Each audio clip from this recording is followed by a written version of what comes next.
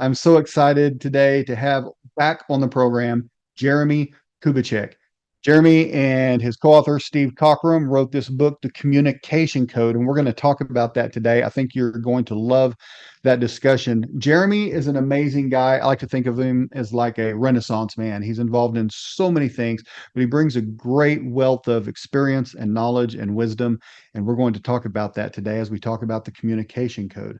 Please welcome back Jeremie Kubicek, the modern leader.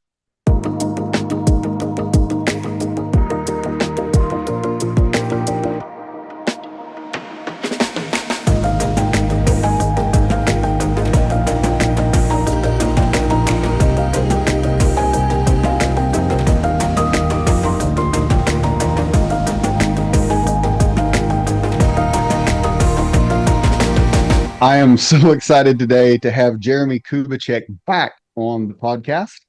Jeremy is the executive chairman and co-founder of Giant Worldwide. He is a global speaker, serial entrepreneur, and Wall Street Journal best-selling author of Making Your Leadership Come Alive, as well as the Peace Index. He is co-author of the 100X Leader, which may be my favorite book you've written, Jeremy, and the Five Voices and the Five Gears. Jeremy has written so many books, and I always am excited when he has a new book come out. And his latest is called The Communication Code. Jeremy and his co-writer Steve Cockrum wrote this, and I absolutely love it. I know you're going to love it. Jeremy, I'm happy to have you back on The Modern Leader. How are you? Man, I'm doing great, David. Always good to be with you. You do such a good job at this, and it's just fun to connect. Yeah, thank you. I appreciate it. I like to have people start out by telling a little history about themselves and all that. We've already done that on a prior episode, but for those who may not have heard it, maybe give us just a quick snapshot of your background so people know a little bit more about you. Yeah. It's really strange. Okay, so let me give you bullet points, and you can dig in. Oklahoma boy, Shawnee, Oklahoma, who went to OBU, moves to Russia, started a number of companies in Moscow in the early '90s. Had a client assassinated, lived above a mafia group, as you do, things like that, right? As you do. Worked for the Humphreys family for a long period of time, selling non-foods in grocery chains around the country. Worked for private equity, started 3.coms, bought 17 businesses, rolled them up, sold, all that whole private equity game. Ended up starting Giant, built a growth consulting business that then bought John Maxwell's assets. We then went to 75 countries. Then we started companies like Catalyst, the Catalyst conferences, the Chick-fil-A Leader Cast, partnered with Pat Lencioni and Henry Cloud and all these different thought leaders. And then sold it all, moved to London, and then started building my own content, creating my own. And we realized that most adults are cynical know-it-alls, and there was a change in learning. And it was the 20th century learning style to 21st century learning style. And most of the gurus are still in 20th century learning. So we fixated on this learning technique that had some science to it around common language, visual tools, and teach. You teach when you learn, and using metaphors that are simple enough for a 13-year-old to get. So that's started to scale. So now, fast forward, I'm CEO of Giant again, as of late. But we now have taken the Five Voices. We're about 115 countries. We have about 1,000 people who are using our consulting, coaching off of our content, and we're scaling it globally. So that's a little bit. And then we moved back to Oklahoma in the last few years, and then started, my wife owns it. We started a wedding venue. We built a neighborhood in Arcadia, things like that. Yeah, we talked about that neighborhood last time. That's really fascinating to me. I love that. When you're talking just now about 20th century learning skills and changing those to 21st century, I didn't intend to plug my book here, but let me, because it's fresh out after a few weeks, and it's called Modern Leadership. Yep. I always move it wrong. But it's the same concept except with leadership skills. It's like I call them the vintage leadership skills, and we need to have more modern leadership skills. So whether it's learning, leadership, whatever it is, we all need to up our game and get more current because the world changes, right? The world is constantly changing and evolving, so we have to evolve with it. Absolutely. No, So I love that. that's spot on. And I mean, we take AI and all the things that are into it as well. The learning and the style of learning, we just realized that most people don't read anymore as much. Right. But I write books, you write books. Yeah. We have people still read, Yeah. but the masses don't. They watch Right. That's and then exactly right. listen. And so you have to create things now because of the TikTok world and just the world that we're in. We have to create something that's so simple and so poignant, but it becomes something they can teach. When they teach, they learn. Right. That's what we've learned. Yeah. And you do a masterful job of making all of your content, your books. One of the reasons I love them is because they're not what do I say, like low level learning ideas, but you put them in the easiest way to understand possible. And that's why I get excited every time you have a book come out. So let's talk about the communication code a little bit. First of all, I always like to ask, why did you write this book? Why this one? You've written several on a lot of great topics. Why the communication code? Yeah. Well, one, it's a part of our we call it our flywheel. Communication is always the start of everything, but it actually started because of a fight with my business partner. So Steve Cochran and I got into this massive, not fist fight, but just That would be so much fun, though. You guys are like fist fighting. So yeah, what happened, Dave, is I was living in London, and I went over to I went to the US, and I closed this strategic partnership with this group. I've been working on it forever. It took forever, and we did, and it finally got it. And the terms were different than we agreed, Steve and I agreed on, but they were actually better in our favor. And so I was coming to meet up with Steve. We're going to have afternoon tea in London. That's what you do. So it was like 3 o'clock afternoon tea. So we met at Jack and Alice, which is one of our little jaunts that we'd hang out. And I'm like, dude, and I was like, I walked in like, man, so good to see you. I'm fired up, and I'm sending celebratory signals. Right. And I go, there's so much I want to tell you about. How are you? Let's check in. Good. Okay, now let's go. And I said, we had this partnership here, we got it done. We got it closed. And I went through A, then B, then C, and he looked at it and he starts kind of folding his arms and looked. He's like, why did you do that? We didn't agree to that. You said that. I thought we were going to. I'm like, no, this is much better. But didn't you say that? And he starts critiquing my celebration. Yeah. And we were having a miscommunication moment. And what happened is my expectations weren't being met. We were miscommunicating, and he was grating on my nerves. And what happened was all of the past frustrations of his past style of critique, Steve was critiquing, thinking he was collaborating, but it was critique. And he did that. That's what I experienced every single time, which meant that a lot of times I just stopped communicating with him.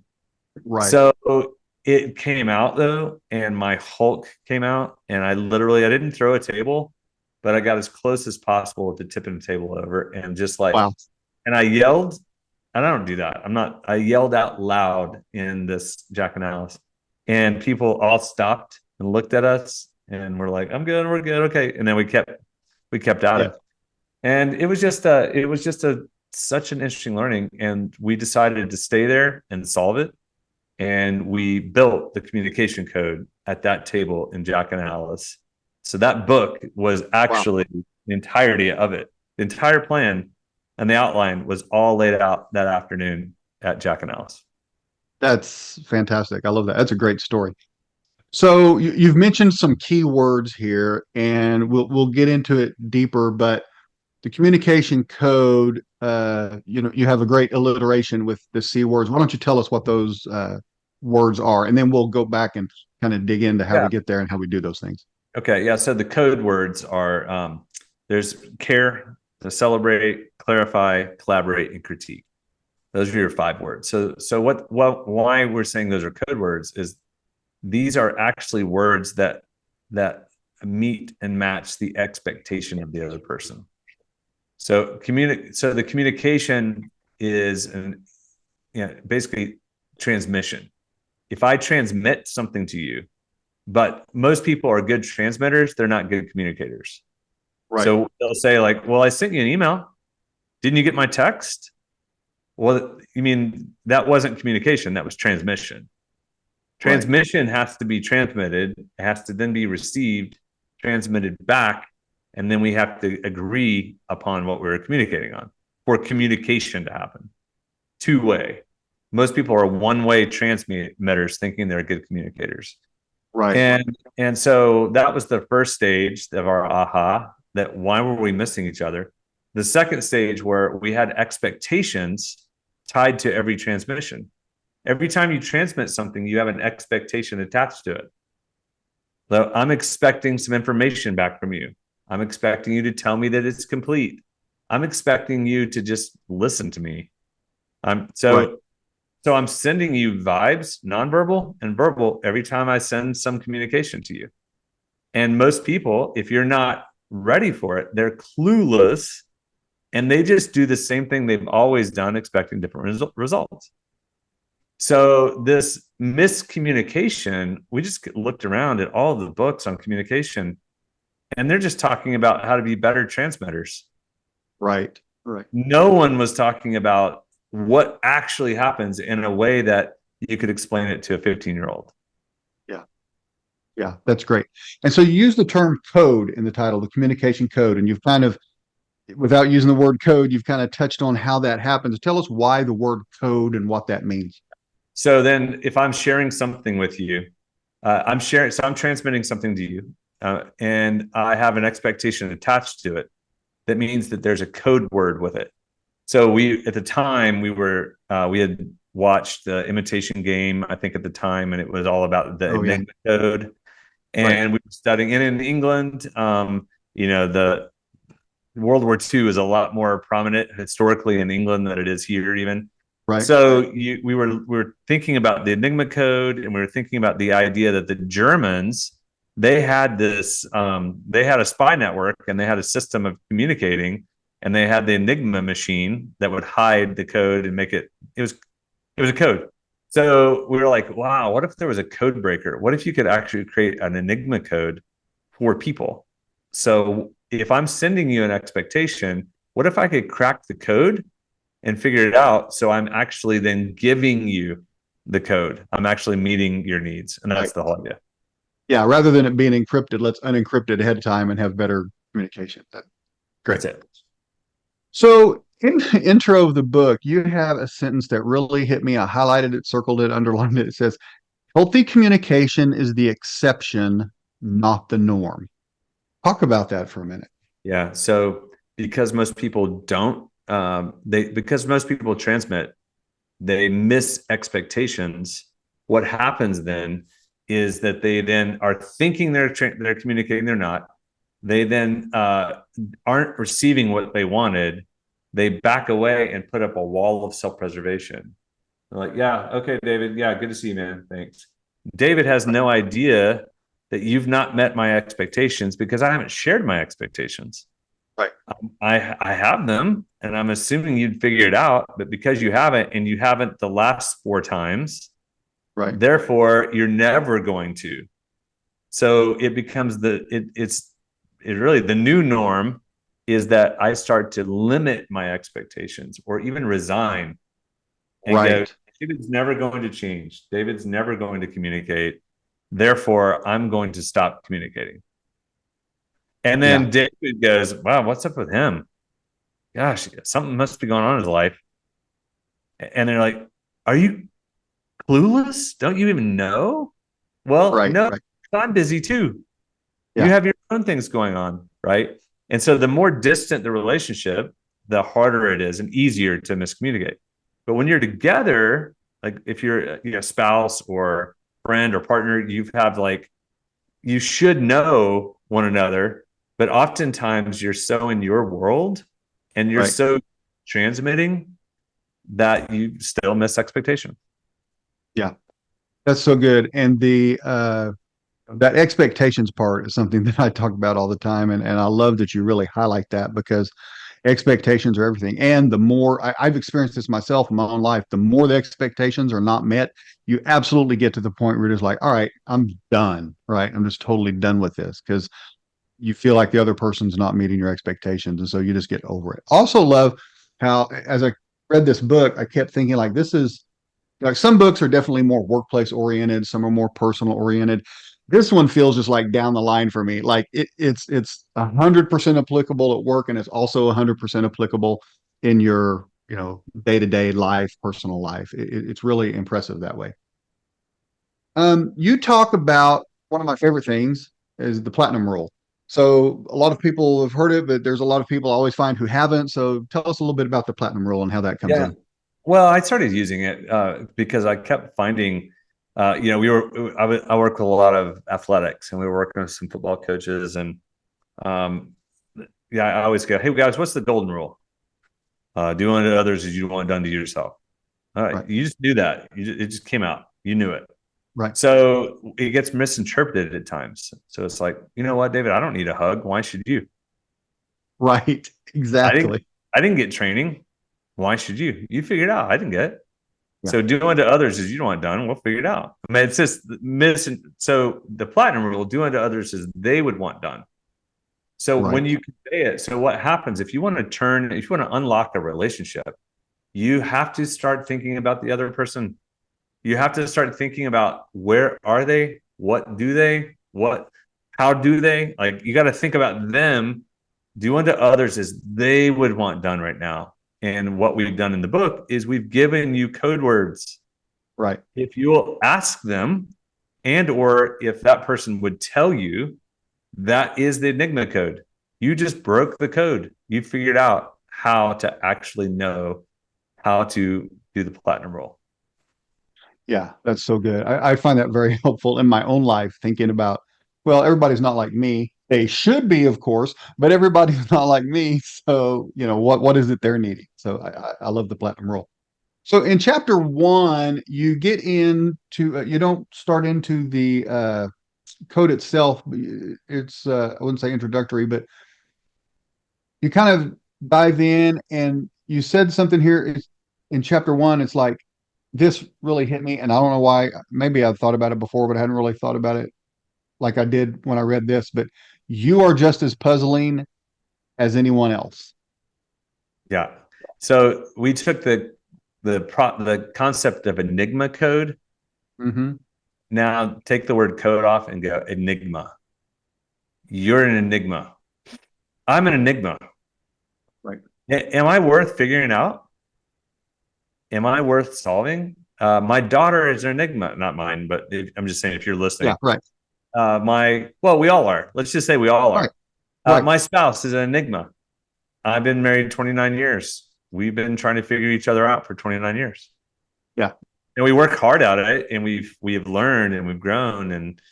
But that's the idea, is like, you know what? Everyone is an enigma. What if you figured out their code words? You might be able to crack the code Right. so that you can unlock the relationship versus frustrated. Why do they always do that? Why can't they? Why do they? All these general assumptions. Yeah. And talking about breaking the codes, you have in chapter one, 4 stages of breaking codes. You have stage one is self-awareness. Stage two is awareness of others. And for me, as someone who does a lot of work with emotional intelligence, I'm like, yes, those two. That's like at least half of it right there. And then stage three is understanding, and stage four, decoding. Maybe say a little bit about that. Yeah, no, it's the whole idea is, do you know yourself? Do you know your own tendencies? And can you lead yourself? And then do you know the other person's tendencies? And can you connect there? So again, the whole beginning is, how badly do you want to unlock a relationship? And there's this phrase by the Apostle Paul. It says, "So far as it depends on you, be at peace with all men, all Yes. people. Yeah. So far as it depends on you." And it's like, that's really interesting. So like, how much do you want to unlock your spouse, your kids, your coworker? Well, so much as it depends on you, are you willing to do the self-awareness. What's it been like to be on the other side of me? Hmm. Yeah, I love that line. What's it been like to be on the other side of me? And am I open to behavior change? Am I aware of the group dynamics? Am I aware of what I do inside a group? And most people aren't. And yet the journey is really hard, but really beneficial if you start it. Yeah. And so before we dig into the code and those 5 words itself, chapter 2 talks about dealing with the past. So tell us a little bit about that. Yeah. So the idea is if you want to unlock someone, you can't just read the book and go, "Hey, I got these 5 code words. Let's just figure it out." Because Right. the other person might have a wall up and they're looking over it barely, going, "Yeah, but I don't like you," Hmm. or "You hurt me," or "I don't trust you," Right. or "You've done this before," right? So you have to go back and look at your almost like a negative power test. How much power have you had over that person? Are you a CEO and therefore there's a power imbalance? Are you Right. older than they are? Are you playing a role? Are you dad and they're a child? So there's this power imbalance, and then there's this like personality imbalance. You might be a loud Hmm. voice. We created the Right. 5 voices, and the 5 voices talks all about personality and wiring. To Right. go, what's your voice order? Well, the 5 voices, the loudest voices are the pioneers and connectors. Sometimes they can overwhelm all of the introverts and quieter voices. Right. So it's really, what's your history been like with that person? And if your history has been off, they're not going to trust you. So you have to do the work to go, "Oh my goodness, I realized, David, I'm so sorry. I think I've been overwhelming you. I think I've been too loud. I think I have been dominating when I'm meant to be liberating. Is that what you experience with me?" And Right. then give him or her the opportunity to go, "Yes, but I don't know if you'll change." And Right. then you have to go 30, 60, 90, 120 days of a new consistency to let Yeah. them lower their walls so that they'll begin to trust you and listen to you and allow you back in. Right. So good. Okay, so let's talk about the communication code. As you said, it's critique, collaborate, clarify, care, and celebrate. The first chapter where you dig into this, you start with celebrating. So why is celebrating important, and what does that look like? What does that mean?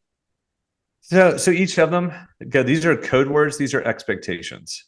That's all it is. So you're understanding expectations. Celebration is, I'm excited and I just want to talk about it. And I want you to celebrate with me. The problem is that a lot of people, especially the thinkers, if it's a feeler who's saying it, the thinkers go, "Oh man, we don't have time for that. He's wanting to throw a parade. We don't have a time for a parade." Right. Or, "I don't want to celebrate too much because then you'll think that you're really good. Right. And then you'll take your foot off the gas, and I need your foot on the gas." That's what a lot of coaches will say to players. Yeah. Um, Can I and can I just interject a yeah, personal thing? I uh I actually had someone I was very, very close to tell me one time, literally these words came out of their mouth. I don't want to celebrate you because everybody else does, and you don't need it from me, and you'll get the big head if I do.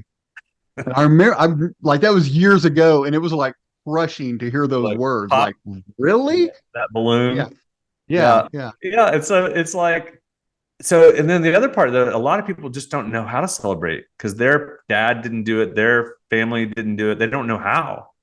Right, And so they have a misnomer. And in the chapter, I basically describe what it is and what it isn't. And all it is matching and the mirroring the other person.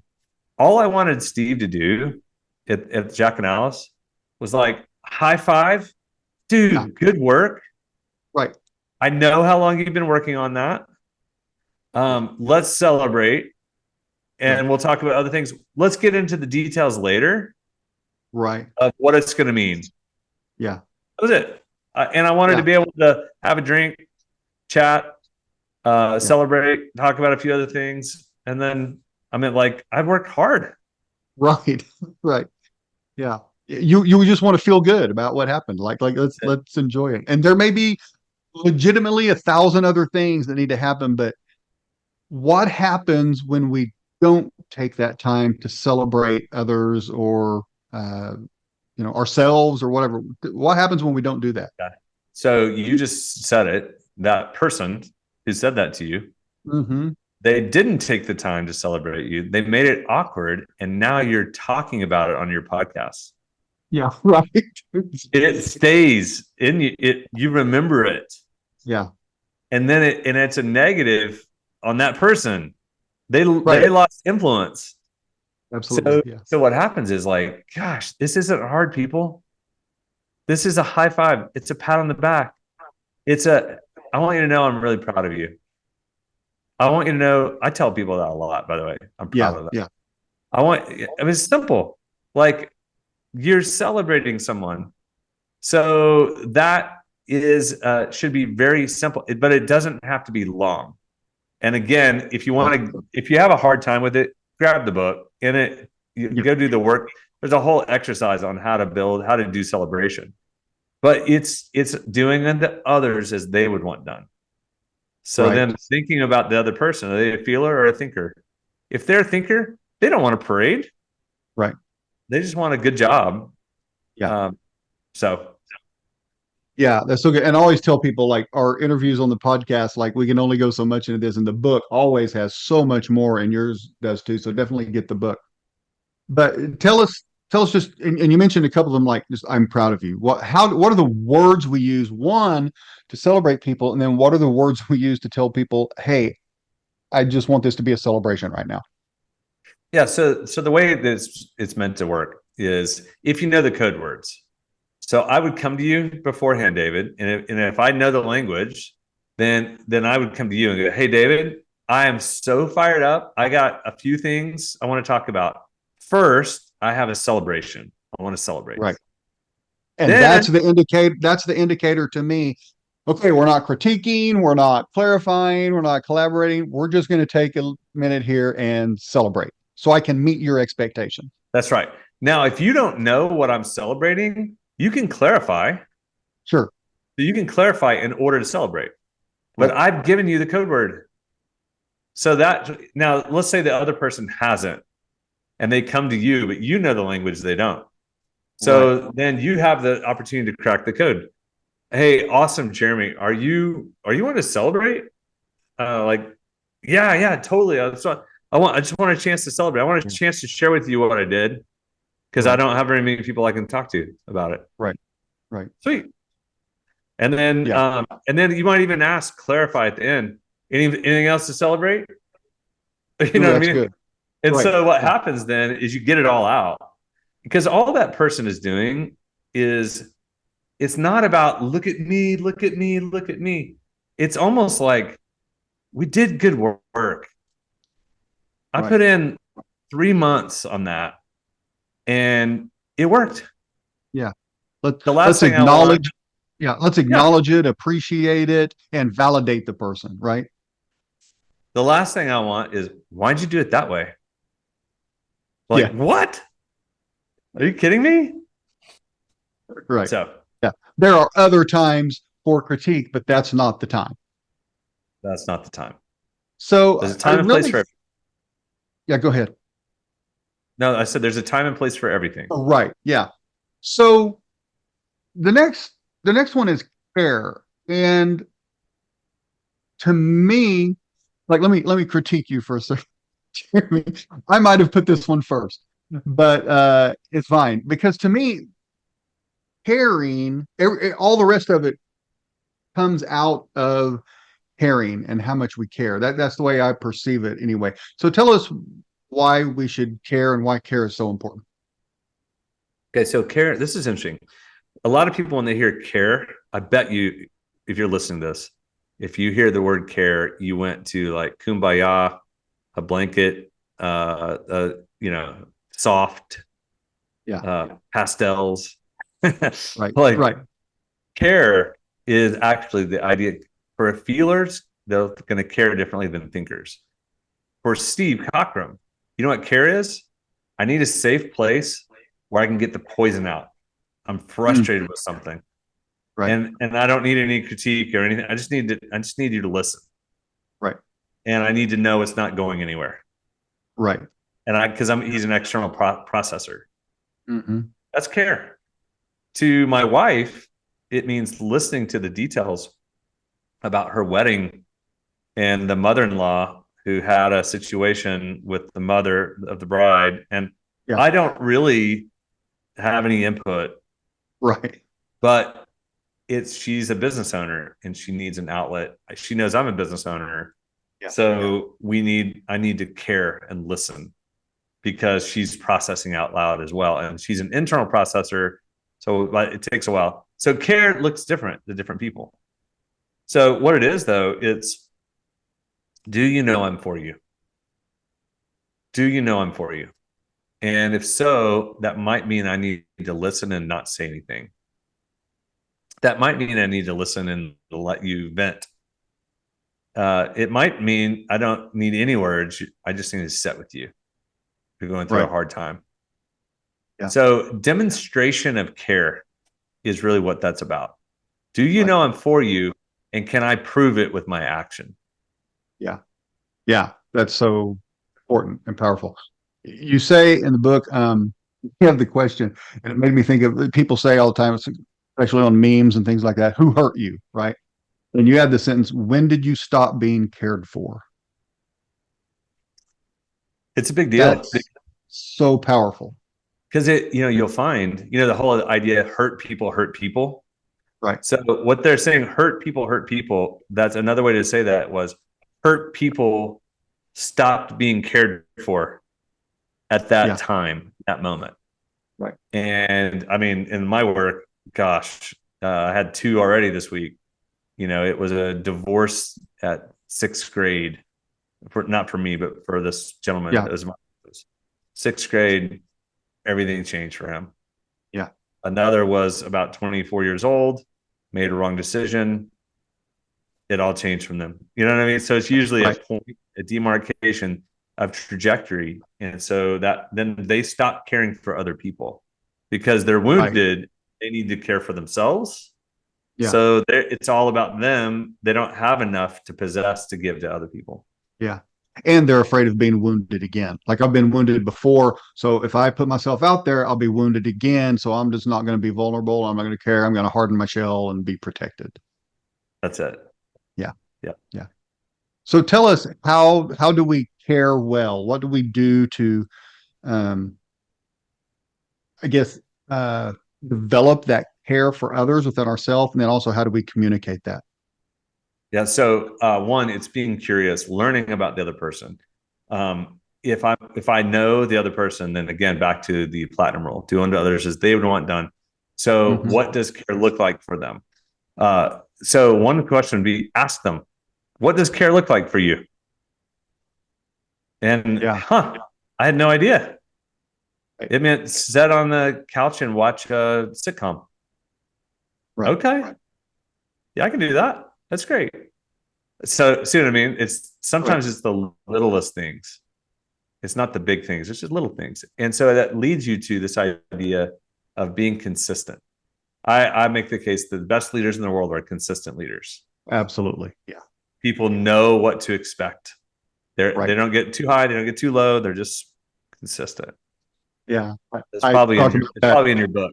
I bet you that's. I don't know if it's in that book, but it's definitely in a keynote that I give all the time. That exact consistency part and the too high and too low. Because one of the reasons it's important that I talk about all the time is in order to make good decisions, I need people to bring me accurate information.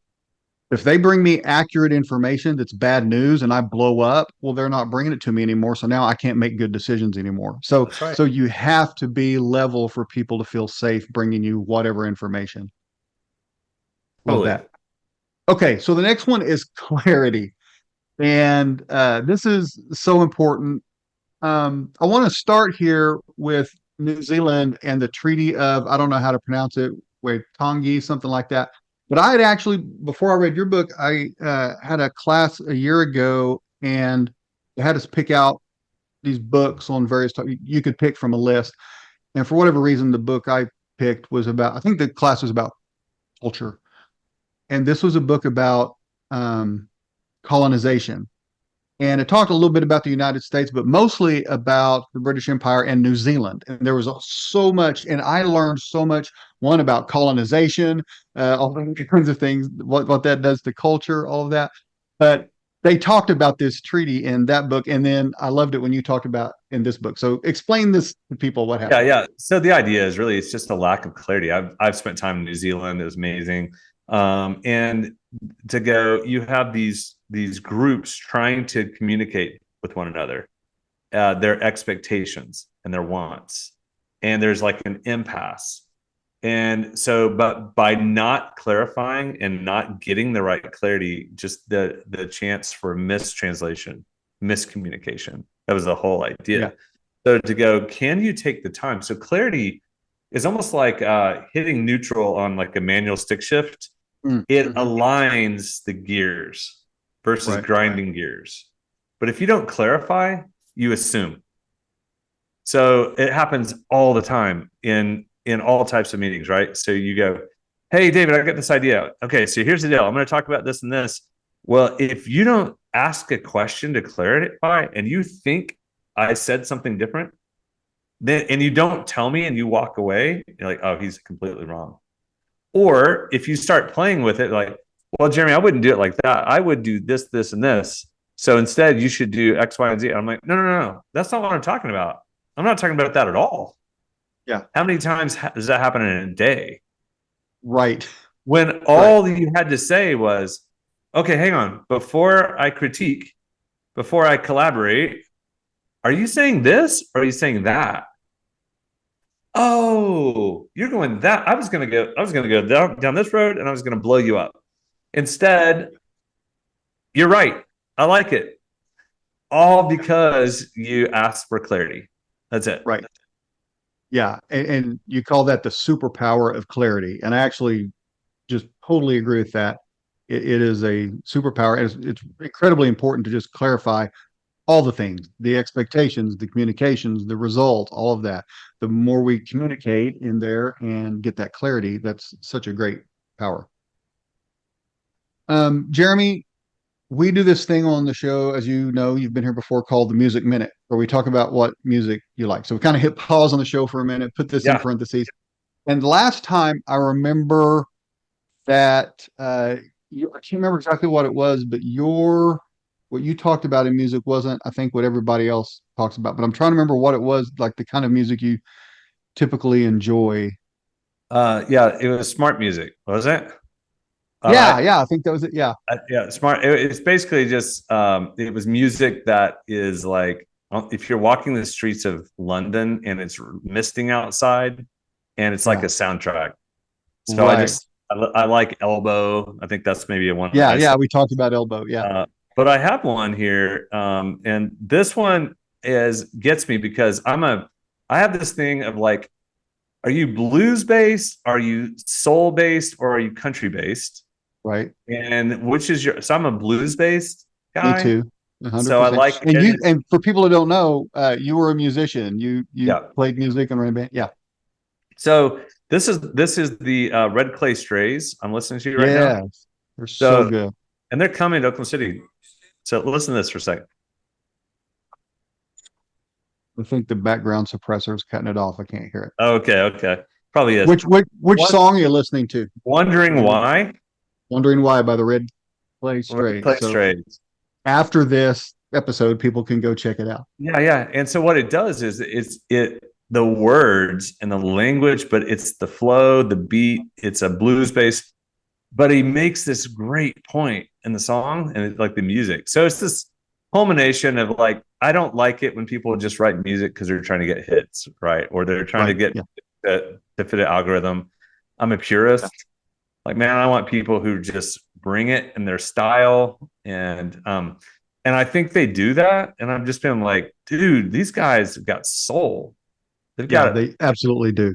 Yeah. So they're coming up October the 12th. And I'm like, all right. So I just found out yesterday. So yeah, and he's a phenomenal singer. He just has that.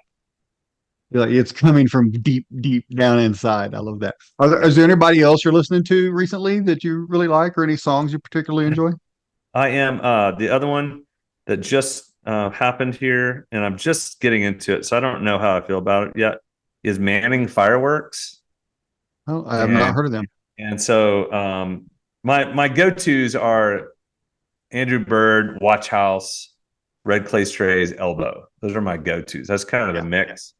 But then I play with these like little. So my buddy Lance Humphreys, he was like, go listen to Manning Fireworks, and so I've been listening to them. I love that. I'll have to check that out. I always love this question because I feel like it helps us get to know you a little better. And then also I love finding new music. So that's great. I'll check Yeah. out Many Fireworks.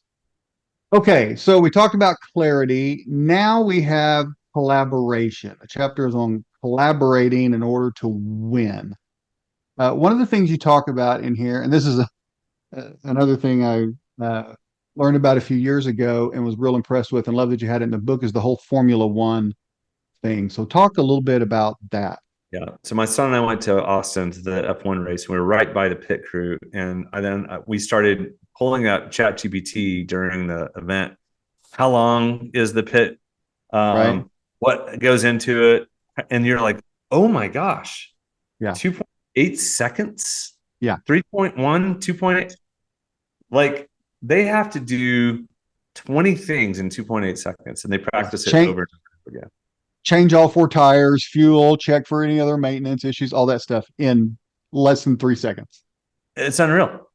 So you're like, okay, wow, what has to how much collaboration has to go in with that, right? So then if you break down like collaboration inside like every day, what do most people experience? And most people experience we're not good at collaboration because we're one way transmitters. So have you ever been with a friend who collaborates Yes. whether yes. Have There's you more ever to the question. Okay. there's more to the question. Have you ever been with a friend who wants to collaborate more than you want their collaboration? They start collaborating when you don't want it. Oh, Yes. you know what, David? That's a good idea. You know what I do is I would add blah, blah, blah, blah, blah. And you're like, I'm not asking. I Right. don't need it. So there's a big population in the world that collaborates when no one wants it. Mm-hmm. Then there's another part of the world that needs to collaborate, but they never ask. They're afraid. So they hold back. And then they have expectations of something's going to happen, but they never shared their expectations. Right. So they have unmet expectations and frustration because they never shared what's in their head. So the idea of collaboration is just stating it. Look, I want to collaborate. Right. And David, you're really, really good at it. But I need to clarify first. I want to make sure you know what I'm doing and saying. Once I know you understand, here's the idea. What do you think? How do you want to play? What should we do here? Yeah. And we always get better results when we collaborate because we get different perspectives. But it makes me think I saw a video in the last day or two by a songwriter, famous songwriter, and he was talking about he was collaborating with this other writer on a song, and the guy had this concept of a song. The other guy had the concept of the song, and then this writer was like, I don't really dig that concept. But because they were scheduled right together, they kept working on it, kept working on it. And the longer they went, the more this guy hated the idea. He just, I just hate this idea. So then they were supposed to get back together again to finish the song. And he just started ghosting the guy because he just hated the song. And he said, I wasn't very mature back then. What I should have said is, you know what? I don't care for this idea, but you love it. Go find somebody who loves this idea with you and collaborate with them, and you'll make something great. But just because I don't like it doesn't mean it's not good for somebody else, right? So who we collaborate with and when we collaborate with them, and sometimes we collaborate with somebody and you're on a streak and you feel like you always have to collaborate with them, but you don't. You can take it to different people. So it's such an interesting situation with collaboration. There's a lot to it, but it's so important. Absolutely. How do we tell us about the blitz in collaboration? I you talked about blitz and I thought that was really interesting. Yeah, so we have a process that we use inside Giant, and we did Bronson Taylor, one of our teammates. He took the idea from agile and sprints, and he's like, you know what? What if we took personality mixed in with agile and sprint? and created a program called Blitz. So it's 1 week sprints, not 2 weeks or 4 week sprints. And so it's this crazy process we do every week where we set the Blitz activity for the week. This is like above and beyond your day job. You got your day job. These are like special projects. And by Friday, we want to get this done. We want to see this. Can you do all you're doing and get this done per teammate? And then we do huddles and checks, during the week, any roadblocks. Then on Friday, we do a show and tell. And it's like, I'm as CEO, I'm like, I just sit back on Friday and just eat popcorn and watch. I mean, it's not that kind of a deal. And I'm blown away by the talent of our team. And, our business is, we certify people on the 5 voices, and we certify people and we have badges for the 5 voices. So these are things that people can learn how to do inside their company to build higher performance.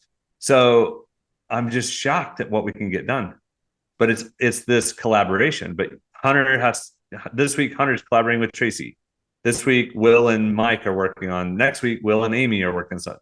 So today it was me and Croy and Chris working on something, and then me and Landon in Chicago. So I had multiple collaboration sessions, but through the lens of an organized system. Yeah. So it's collaboration with the end goal of getting something accomplished for a broader theme. Yeah. So good. Tell us what Blitz stands for, because there's an acronym in there. What does Blitz stand for? Oh my gosh.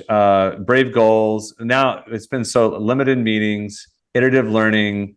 T is tasks. I can't remember the results. Z is zero excuses. Yeah. So good. By the way, for those who can't see, I don't know what you're using, but like you were thinking really hard and like a thing popped up, like like you were thinking or something. Like it was fun. Really? Yeah. It popped up like a bubble, like a mind think like they're thinking, and it just popped up there. That was pretty cool. I don't know. Sometimes Okay. I don't know. It's Zoom did it. Yeah. That's hilarious. Fun. Or you maybe see my ideas. Maybe that just happens and I don't know it. Right. Yeah. Right. Okay. So the last one is critique, and it's how to critique without being critical. You have a great line in here that says, critique is a formal word that typically refers to careful judgment in which someone gives an opinion. It's really, really, really hard because critique, what happens is critique is a positive word. Critical is a negative word.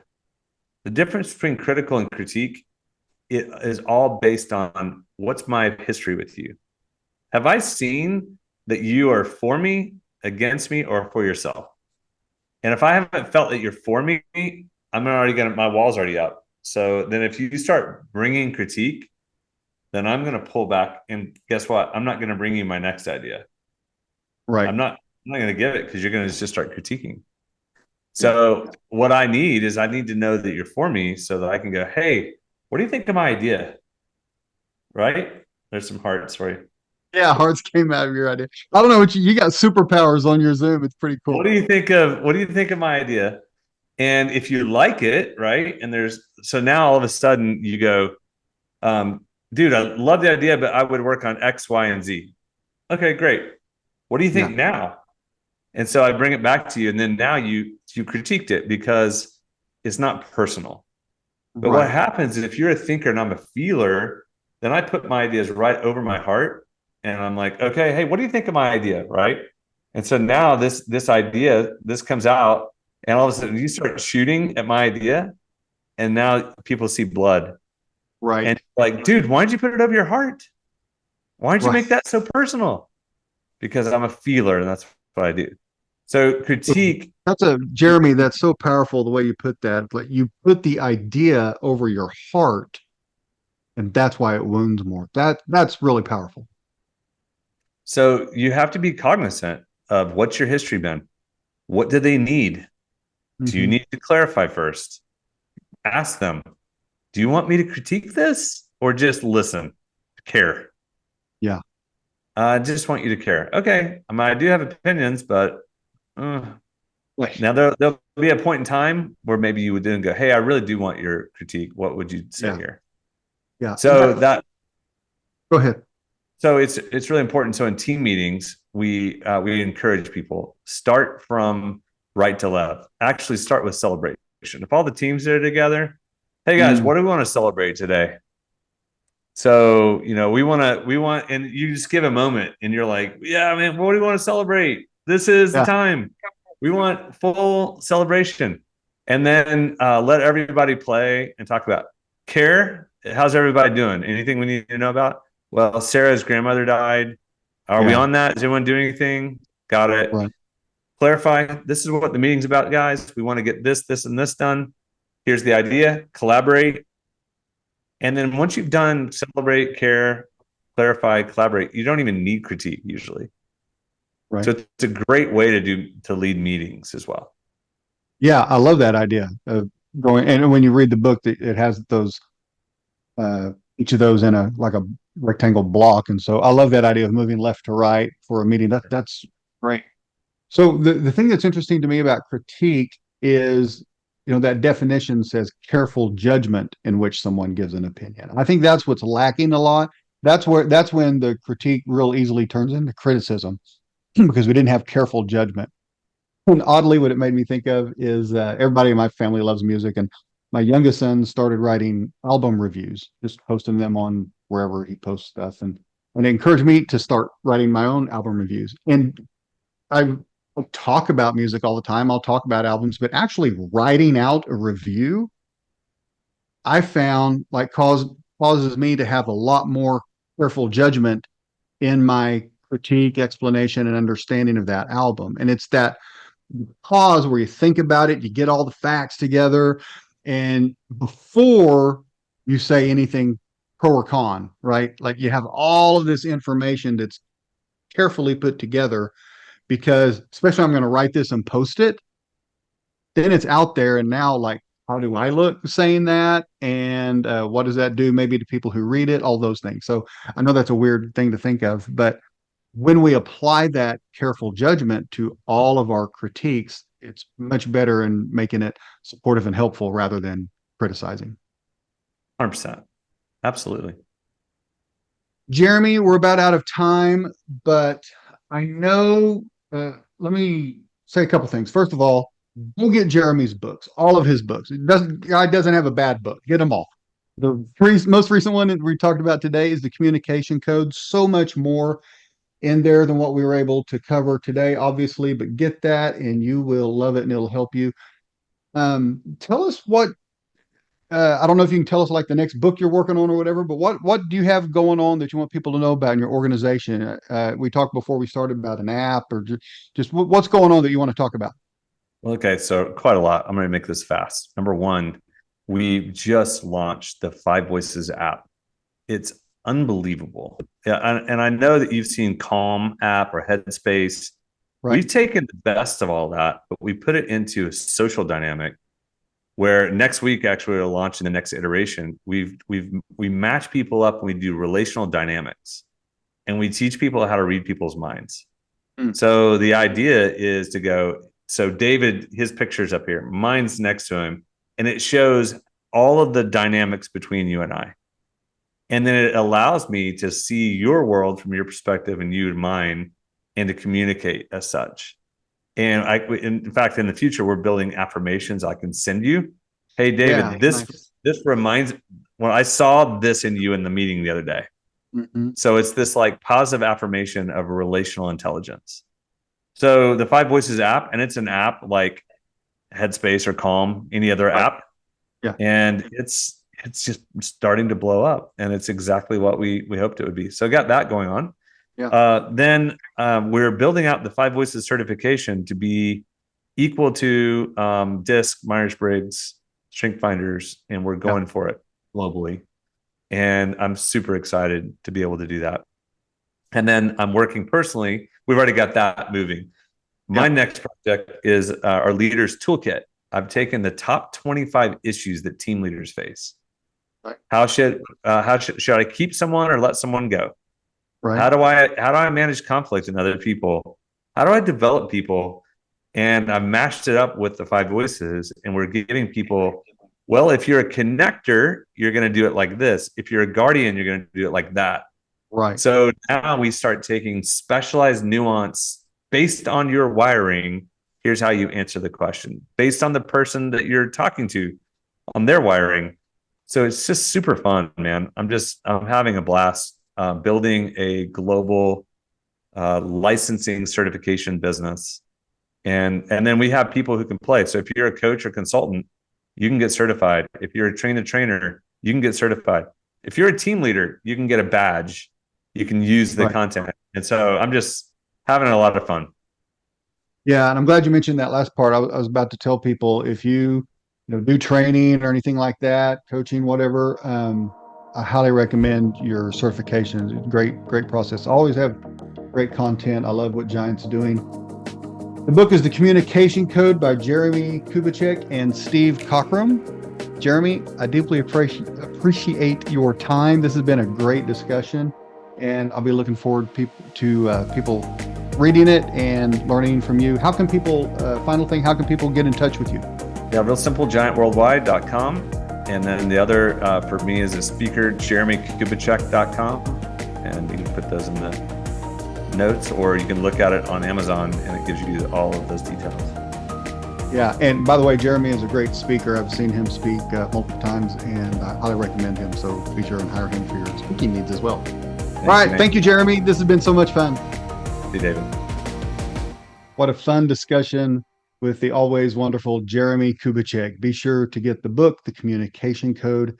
You can get that at Amazon, wherever books are sold, or at giantworldwide.com. We're going to have a moment of meditation and reflection on the program today here in just a moment. Before we do, I just want to remind you that wherever you're listening to this program on, when you go hit like and comment and share and all of those things and rate the program, that really helps us a lot with other people finding the program through the algorithms that work their magic. So thank you for going out and commenting and rating the program, especially now that we have the new version of the Modern Leader. Those are particularly important right now. So thank you for that. Also, if you are interested in any of the services that we offer at Pendulum Coaching, you can go check us out at pendulumcoaching.com. We have speaking, training, coaching, consulting, all of those wonderful things, and we would be happy to help you out. I want us to have a moment of reflection and meditation on the concept of care that we talked about with Jeremie in the program and that he includes in the book, The Communication Code. When we do these, I always like to say, if you're driving, please be safe. Otherwise, I always like to just whatever chair I'm in, I just put my feet on the floor. I put my hands in my lap, kind of sit up straight, support my back, and just have regular breathing. We're not trying to get into a trance or anything like that, but just breathe peacefully. And let's just start with a few breaths. Just inhale. You can close your eyes. Just inhale. Exhale. Inhale. Exhale. And one more time, inhale and exhale. One of the questions that we talked about with Jeremie is, when did you stop caring, or why did you stop caring? So I want us to just think for a moment for each of us, what kind of walls have we put up in certain situations or with certain people? In what areas of our life maybe have we stopped caring? And let's just think for a moment about when and why that happened. Let's just think about that now.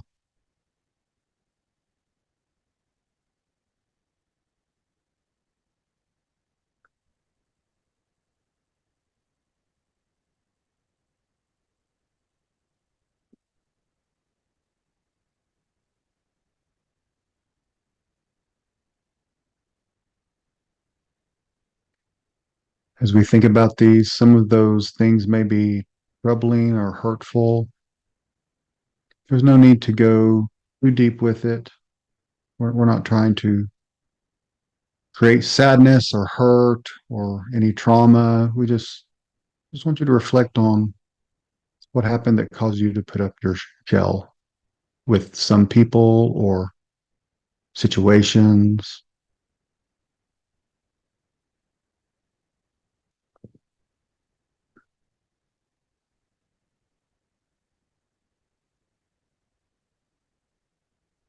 Now let's take a moment and think about how is that hurt or that pain or those walls, the lack of caring, showing care for others because we're afraid of being vulnerable or getting hurt. How is that serving you in your life? What's the real cost of that mindset?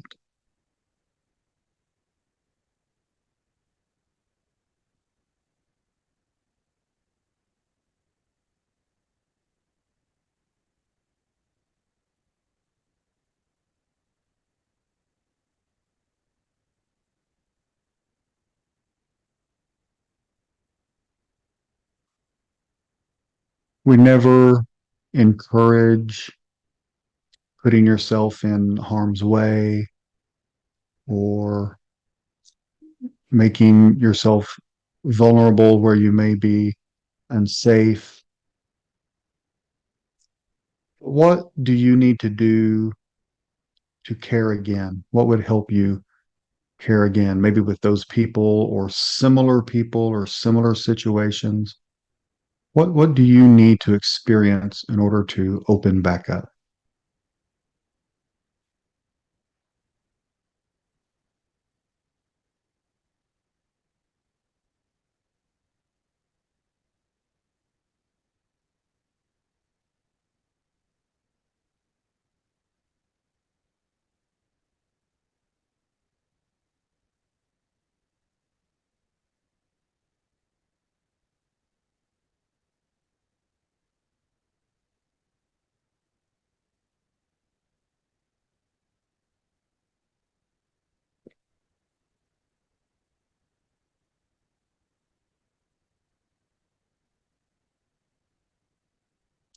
And finally, let's think about the idea that other people need you to care. Other people need your concern, your compassion, your engagement. And think about what you can bring to others because of the wonderful person that you are.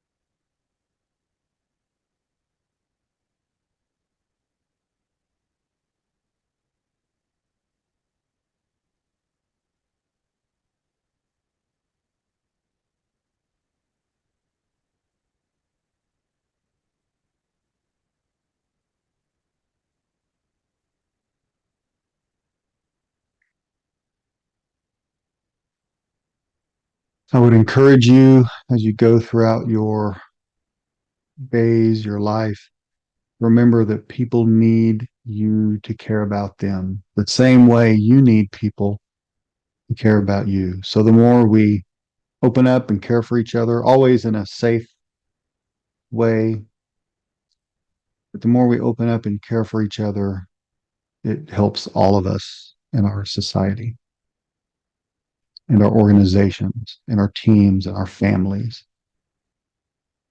So be willing and brave to place care in others, always having care for yourself as well.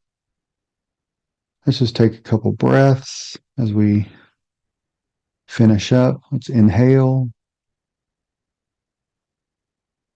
exhale, inhale, and exhale.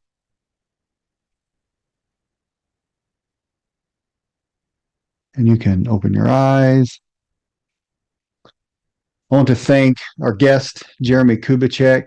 Great interview as always with him. Be sure to pick up your book, Communication Code. by Jeremie Kubicek and Steve Cockrum. And we will see you next time on The Modern Leader.